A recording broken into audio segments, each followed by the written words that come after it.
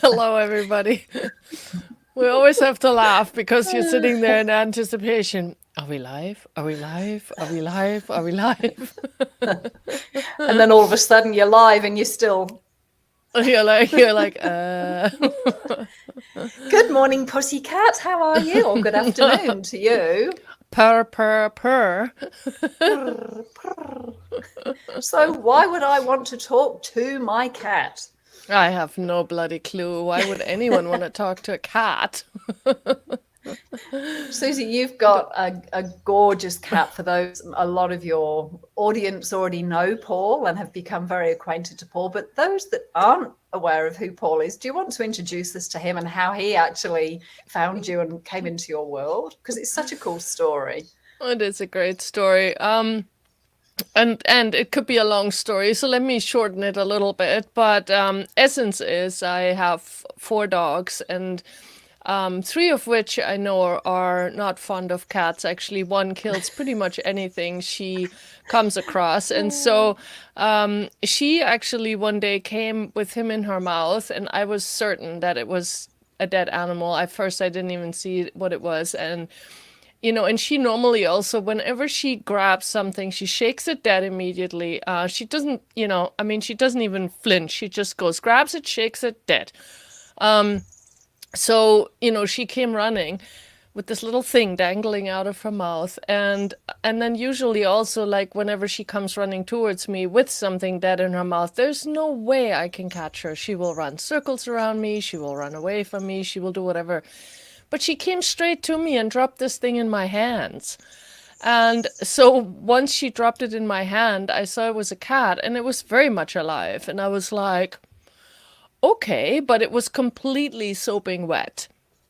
And I was a bit in a rush. I had to leave. So I just ran in the house. I put it in a bucket and in a room and just locked the door. And, I was like, see you later, so to speak. But so I had to go. Anyway, I had appointments. So I came back a few hours later and the cat was dry and very alive and looked at me and was hissing at me and everything.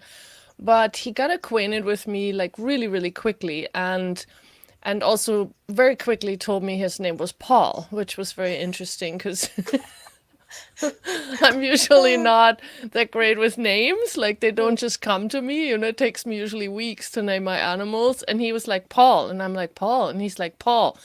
I'm like, Paul. And he goes, Paul. And I'm like, okay. So anyway, so I basically said to him, look, you must have balls of steel because you came to this household and there's 4 dogs here and, you are the tiniest cat. So I didn't know how old he was. He must have come from some feral cat because here in Texas at the ranch, there's lots of feral cat colonies. So, I don't know if he got washed up in a pond because we had like lots of rain recently, right before all that happened. And so it was like, I don't know how all this occurred for real, but he was very determined to come into my life. And so there he was, and I'm like, okay.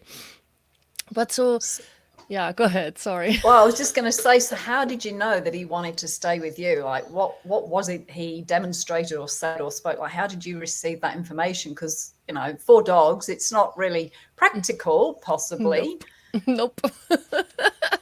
Not at all. And plus, I was living in a trailer, 2-bedroom trailer, a small trailer, not one of those double wide, 6 times long, but a small, small, small trailer with 2 bedrooms. So, okay, fine. But I basically, when I was holding him, I used to have a cat for 20 years named Baba, and she died well, actually 23 years. She died, and this was many, many, many years ago. And for the last 2 years or so, she kept pinging me, and she was like, I'm coming back. And I'm like, no, no, no, no, no, no, no, this is not a good idea. I have too many dogs. Don't come back. So when I was holding him in my hand, I said to him something like, because I wasn't sure, like, was he injured? Did he have internal bleeding? Like, the moment I got him in my hand, I just looked at him. I said, hey, if you want to die, I can also give you that energy and you can just die and it's fine, like, and get a new body. And he looked at me, and my cat, Bubba, used to be able to say asshole to me with her look, you know. And so he looked at me and he was like, asshole. And I'm like, Bubba, you know. Uh, so then, as that was clear that it was Baba, I was like, oh, yeah, I guess you're staying. So, for any of those people that are watching or that are new to our conversations or to talk to the animals, it's like, what on earth is talk to the animals? These are the kinds of crazy, wacky interactions that we can have. And animals have this unique way of reaching us, of doing their best to try and communicate and connect with us, you know. And I think when people have their relationship with dogs, it's just a given that people talk to dogs, but talking to cats is just a little bit, okay, crazy cat ladies in town, you know. But this is a very palpable and very obvious conversation that Paul had with you, you know. Like, you do sometimes think you're going a bit nutsy and a bit crazy, because it's like, did I hear that? Am I making this up? Is it just my mind? But when they are that insistent and it's that obvious that he's willing to arrive in your hands via a dog's mouth, via a dog's, you know, a dog that's killing animals, you know, it's like, well, are you, you know, for the people watching, are you actually willing to have a totally different perspective and the possibility of a very different relationship and conversation with your animals? Because it is, I mean, Paul, what kind of animal wants to be called Paul? Every time I hear that name, it cracks me right up because it suits him perfectly, you know. And my name's Paul. Okay, Paul. You know, what do you ask with your animals? For the people watching, have you asked your animals what name they would like? Have you given them a name? Did they arrive with a name? Do they like their name? You know, do they have a point of view about their name? So here's this cat. Was he a kitten at that stage, Suzy, or was he a Yeah, cat? he was quite small. So, from his size, I would have said he was 4 weeks old, but from his behavior, he was Wow. more like 6 to 8 weeks old. So, because he was already starting to eat solid food, I actually tried to give him some milk. He wasn't interested at all. So, from that behavior, I would say 6 to 8 weeks, more likely. But his size he was tiny, and he's still not the biggest cat. So, yeah. Balls of steel, that's for sure. So, yeah. So, cats, you know, what is it they desire to contribute? What is it they are saying to you? You know, how many times have we looked at our animals going, oh, I wish they could just tell me what's going on, you know, especially if they've got a sickness or a disease or something where you just so desire to hear or reach, or for them to tell you what exactly is going on for them. I mean, how much ease would it create to be able to know or have a sense of what is going on with your cat if it comes home throwing up everywhere or it's quiet and withdrawn? So with the tools of talk to the animals, you actually can develop that ear, you can develop that sense to communicate and energetically receive the information. So it's funny. I spoke to Suzy years ago when we were talking about creating talk to the animals as classes, and I said, "Oh, you know, I've got an admission." I said, "I'm not a cat person," and she just laughed and she said, "What do you mean you're not a cat person?" I'm like, "Well, you know, dogs, horses, lizards, kangaroos, you know, that kinds of things. But I've just never really been drawn to cats. I'm not a cat person." Which was a total lie. And Suzy did ask me some amazing questions about, you know, where did that point of view come from? Because in truth, if we're willing to talk to animals, we can talk to any creature, fish, you know, mammal, reptilian, whatever. And after those clearings, Suzy, I don't know if I ever told you this, but I actually got asked to house sit this beautiful farmhouse in England with these two British short hair cats. And I'm like, oh, cats, great, you know. Anyway, about a week before I went to house sit, I blew 2 discs in my back. So Oh. I basically couldn't walk. I was incapacitated. And this farmhouse had 3 flights of stairs. And anyway, long story short, a friend of mine came and stayed with me. But these 2 cats, for the first week, I was bedridden. these two cats took it in turns to be on my bed with me, and to the point where Ty, one of them, would insist on lying on my pillow over the top of my head. And I'm like, ooh, gross, cats, and just had so many points of view. And every time I just gently picked him up and put him down on my body, he would insist on coming back up to my head. So I had this cat hat, and I went, oh, what the hell, I've got cat fur all over my pillow. Great way to get over some points of view. But then he would get up and go away, and the other cat would come and sit by my neck or my shoulder and just nestle in here for that entire 6 days. It was like they were my nurses. And to the point where at night, I'm like, guys, I can't sleep with you on my bed. This is not working for me. So I shut my bedroom door. I didn't sleep a wink that night. They were tearing up and down the landing outside my bedroom, pouring at the door, wrestling, fighting. And in the end, I got up and let them in. And one of them had brought a bird in, and there were feathers all over the landing, like no sign of bird anywhere, but there were feathers everywhere. And so I started to realize how much I was actually able to receive from these cats once I got over my point of view of I'm not a cat person and I don't like animals in my bed, especially not on my pillow. And I recognized that both of these animals were healing animals. So, it totally transformed how I perceived and received and was willing to be with cats. And the day I left, they lived in this tiny little village. And the day I left, one of the cats came out to the road, and I opened the car, and he leapt onto the dashboard and lay down on the dashboard. And I'm like, dude, look, I'm leaving. Your mum and dad are home. It's time to go back into the house. And he was so insistent on making his presence known, and whatever that was. Anyway, about 3 months later, the lady who I house sat for, she contacted me and asked me for a session. I said, what's going on? And she said, oh, Mac got run over and killed about a week after you left. Wow. And I went, wow, okay. So, there's so many different ways that these animals desire to contribute energy. So that's my cat story. And I was totally transformed in truth. I mean, the session you gave me, Suzy, helped shift a lot of stuff. But the first 2 or 3 days I was really not comfortable with them laying on my pillow or being right in my face or on my head. I'm like, okay, I can cope with you down there. And in the end, I just relaxed and I received. And it was the most beautiful contribution to the purring. It was like the purring and the resonance of that purring was actually helping heal my body. So, what else do the cats of this world desire to contribute to our bodies as well? Yeah. And I think a lot of people, there's the cat people and the dog people. And it's very funny because when I was a kid, I loved them both. And I couldn't really say I was a cat person or a dog person. I had both. But what I realized is that the dog people don't like the idea that, you can't tell a cat what to do. And the cat people hate it when dogs are, basically being all submissive. They're like, oh, I have a cat. A cat would never. So it's all about that point of view too, which I find very interesting because Bubba, my famous cat Bubba, basically taught me a long time ago that you just have to communicate in a different way.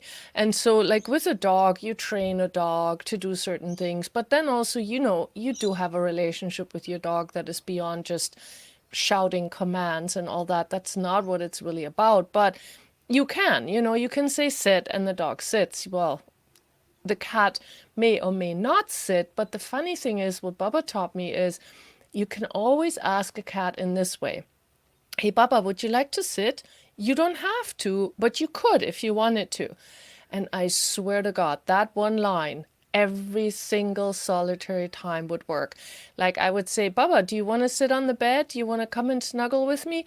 If I just asked that question, she'd be like, But if I said, you don't have to, but you could if you wanted to. Doink, she was up there. And I'm like, really?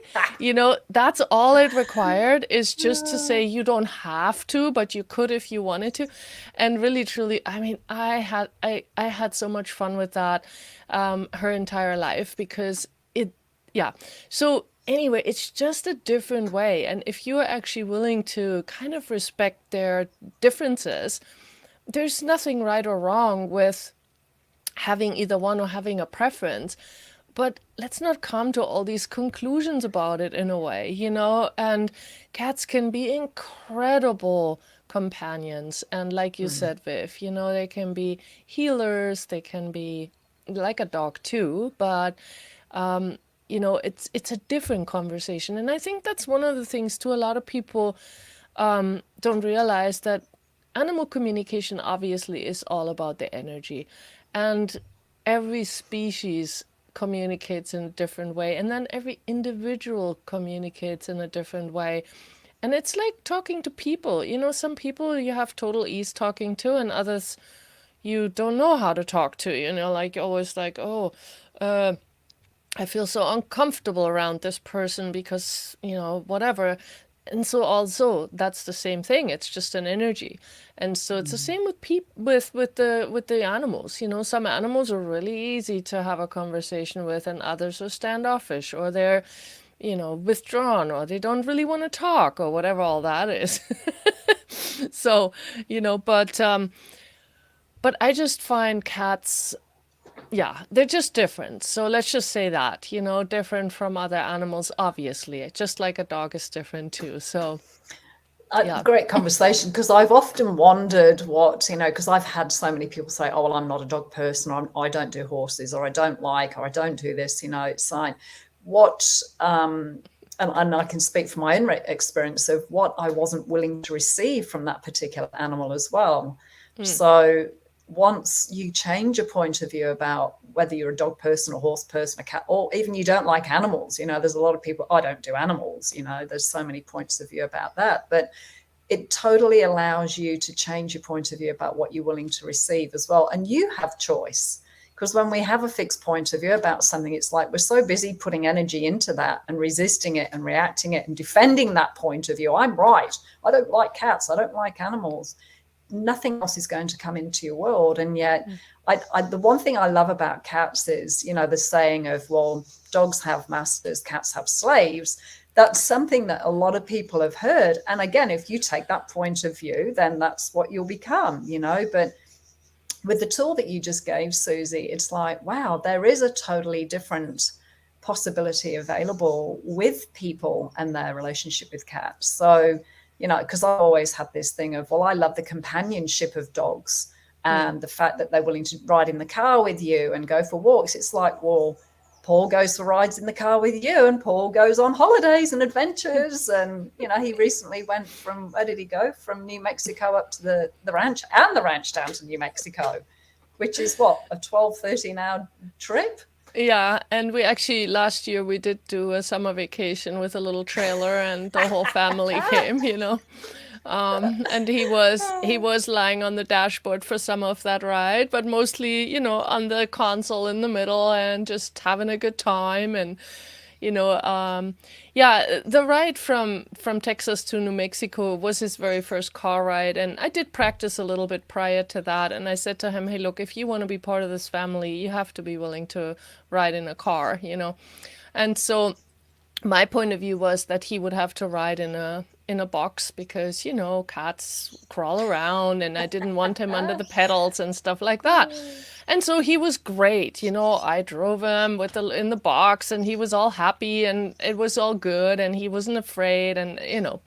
So we started our drive. Like I had everything in the all the dogs, my luggage, everything was in the car, and we started our ride to New Mexico, and I got about 5 kilometers before I had to stop because he was going bonkers with his cage.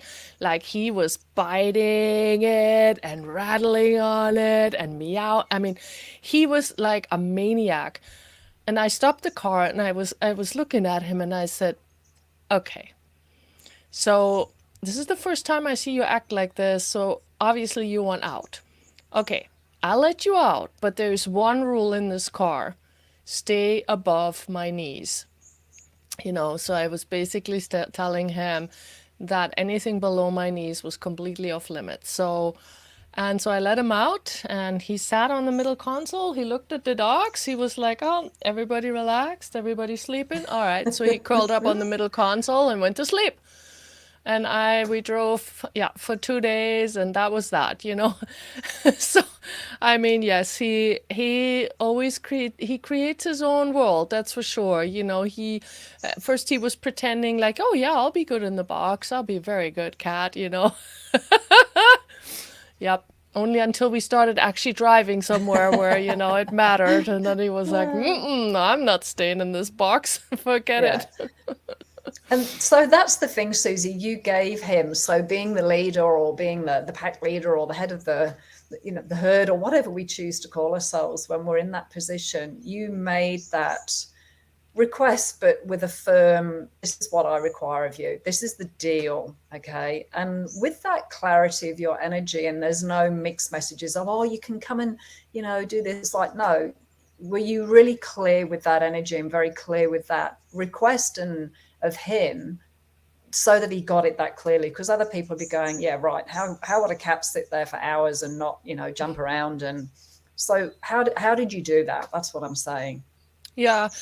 It's not really about a how. It was really that to me, that was a deal breaker. Look, if you go near my feet, you're back in that cage and I don't care how much you rattle. Because to me, like driving, it's a serious thing. I have animals in the car and I don't desire to get into an accident because my cat crawled under my pedals. That just wouldn't work at all. Or squishing him to death because I have to do an emergency brake and he's under the pedals or whatever. Like to Mm, me, none of that was a reality that I wanted to create. So it was very clear to me, hey, look, okay, I'm willing to do this with you, but there's this one rule in the car, and that's just it. You can do whatever you want in here, but this is the rule. And then like we actually had that vacation in the car almost like I want to say 8 months after that trip, and he hadn't really been in the car. And so we just started that drive, and I never even tried to put him in his little crate. And he never, to this day, has actually crawled around my feet ever. mm, So that's been really great. And on the other side of it is actually now when we're going some places, his litter box. And he has used that while driving. So that part, he knows he can go over there and use his litter box, but he has never been over on my side. So I'm mm, really grateful because to me, so it wasn't so much that I was like, rah, rah, rah. It was really more like very clear message in my head. Hey, this part is off limits. And I told him what he needed to do, stay above my knees. mm, Because that's the one thing too. We often tell our animals what not to do, which then is the energy of that. Like, for example, so if I told him, don't go near my feet, I'm actually showing him the energy of going near my feet. So you always have to come up with an idea of what you're actually telling them what they need to do. And you mm. have to get away from the idea of what they shouldn't do. Because Yeah. with animals, that is so imperative. If you constantly projected them what they shouldn't do, then that's the message they keep getting. Mm. So you have Yeah. to turn that around somehow. Yeah. And it just confuses them because what your mouth's saying and what your desire is are conflicted. So they get that same conflicted message. So, and again, this might be new information for cat people because there's so many assumptions that, well, cats just do their own thing. They don't, they're their own person and there's no control over them. Like with the dog, you can train them and they know those voice commands. They kind of get that on a different level. But a lot of people assume that this is not possible with cats. So Paul is living proof, ladies and gentlemen. I think you Well, should make a movie or write a book about the adventures of Paul because he's Paul's, just he's just such a character. He is. yeah. He's larger than life. He's a cool dude. But I had a friend actually in Italy and she had 6 cats and she was teaching them acrobatics and everything. And so she was actually spending a lot of time teaching her cats to do stuff. And so they were very happy to play with her and do all that. But I think it's like, again, it's a different energy with which you would ask a cat to do something than how you would train a dog. And but it's the same with horses, you know, they have a different style too. You can't approach a horse in the exact same way you would approach a dog either when you're showing them stuff. So I think it's just really where we have to be willing to look at how does this species communicate and what makes them also tick? Like, what is it that they enjoy? But one thing I wanted to say, because there's this other myth out there that people say that cats get more attached to a place and not to people. And you know that when you move, your cat will not really do well with the move and they will go back to where they were living before and or they will run away from you. And I have to say here also, please ask questions and please have a conversation because I once actually put that to the test for real. I I was moving within the town, but I was moving. And at the time I had two cats, Baba and her daughter Finny. And I said to them both, hey guys, you know what? This is the last load. And I'm going to just leave. I had a van. I'm going to just leave the side door open. And you have the next like 20 minutes to choose. And if you want to come with me, get in the car. And they did. And this was weird because they had never been in the car before that. And they meowed the whole way to the new place. They did not like that car ride, but they both got in the car. And that to me was pretty cool because I realized, oh, actually, these two cats are choosing to stay with me. And so that broke really for me, that broke that whole idea that cats are, you know, don't are not interested in people, but more in places, like all this weird stuff that people have as points of views when it comes to cats. And again, it's the value of asking the animal the question. It's like, what works for you? You know, being clear with you have a choice. And this is the other thing that's often mind blowing to people because they assume that they're going to make their animals do something, which you can, but you might end up with something that you're not enjoying, you know, when you don't include them in the question. So giving them that choice and even not having that attachment, Susie, to, but these are my kitty cats and I love them and they have to be with me. It's like there's such a different perspective and a different way of being and functioning with animals when you give them that choice and the attachment. I mean, not to say that you didn't love these cats and you know, you'd love them to be part of your life, but there's also that space where you're giving them the choice. And if that was the situation, then, you know, you would have found them other owners or another home or, you know, again, ask the question and follow the energy, but also allowing the animals to contribute to the conversation, to contribute to how what is going to show up shows up. You're not taking that choice away from them, which again, with cats, people would be going, really? You know, seriously? Because I think for me, the common presumption is that, you know, the cats fit in with you and your life. They go where you go and there is no question. You up sticks, you move house. There is no inclusion of, well, what would it be like for them? There could be coyotes where they move to. There could be another predator that they're, you know, they might be totally unhappy. And we hear of animals finding their way back to wherever they've come from. You know, I mean, we hear that regularly, that they'll somehow break out and find their way days, weeks later to where they actually wanted to be. And then people go and pick them up and take them back again. And, you know, and this is what I love about the ability to talk to them and have that space, like you were just saying, of honoring their choice, honoring what they prefer to have in their world. Yeah. Well, and also like, you know, what you were sharing earlier too with that cat that actually laid on your dashboard, you know, I mean, he was pretty much like, hey, Viv, will you take me? You know, and then when that was clear that that wasn't happening, he actually chose something later, a week later. You know, and it's like, okay, cool. And there's also choices like, okay, and what if, you know, none of this is right or wrong? Um, but if you're really willing to actually also have that sense of space with all of this and not the sense of I own, you know, I own these animals. Because I mean, in a way, it's like, for example, you know, with Paul, when I moved to New Mexico, I did tell him, look, there's going to be coyotes, and at night you have to be locked in because otherwise I will freak out. You know, I don't care what you think about this, but I will freak out. And to me, that's not going to work. And he's been really good about that for the most part. And but at the same time, it's like, to me, it was really like, hey, I really, yes, you chose to live with me and I'm moving. And so I would love for you to come with me, with the same with Charlie. To me, it's like, yeah, Charlie, you're coming. But if I really got a sense that he was like, you know what, I'm not an energy. But to me, there wasn't really a lot, like, I didn't ask a lot of questions because I already knew, hey, these animals actually are coming. So it's not about, what I'm trying to say is like, if you're actually honest with yourself, you know when something is off. And you don't necessarily have to, because sometimes when we talk about, be in the question, a lot of people think that they have to second guess themselves all the time.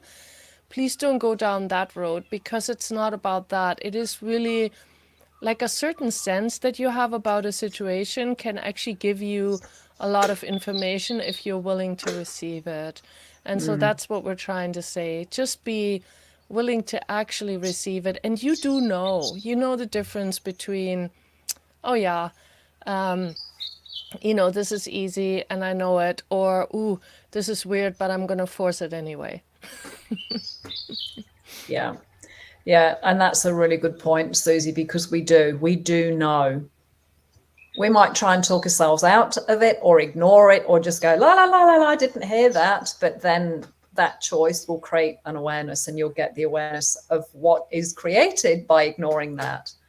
So there's never any wrong choice. There's no right or wrong, but it's just choice. So yeah, but you will have that awareness of what that choice has created. Yep. Yeah. Thank you. Any questions? Was there anything that went on in the chat thread? I was just having a quick catch up then. A few people saying hello. Yep. Yay. I don't see any questions per se, so Yeah. I think all Well, good. I will bid you adieu, my pussycat friend.